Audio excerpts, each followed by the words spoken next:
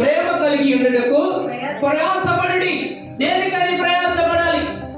ఎందుకని ప్రయాసపడాలి? ఓ భక్తులారా, ఓ దేవుని ప్రియులారా, పిల్లలారా, ఈ రాత్రి సమస్తమైన భారముల చేత మీ భారములన్నింటిని మోసుకొని వెళ్తూ వెళ్తూ మీ జీవితంలో కొనసాగిస్తున్న వారులారా, మీ జీవితంలో మీరు దేని కోసం అయితే మీరు ప్రయాస పడుతున్నారు, ఆ ప్రయాస అంతా కూడా ఒక దినమునకు వ్యర్థముగా మార్చబడుతుంది. అయితే నీవు దేని కోసమో ప్రయాస పడాలి ఈ భూమి మీద అంటే నీవు ఖచ్చితంగా ప్రేమ కలిగి జీవించడానికి నువ్వు ప్రయాస పడాలి. హల్లెలూయా.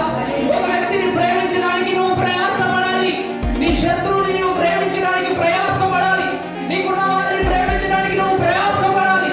నీకున్న అన్నదమ్ములను ప్రేమించడానికి నువ్వు ప్రయాస పడాలి.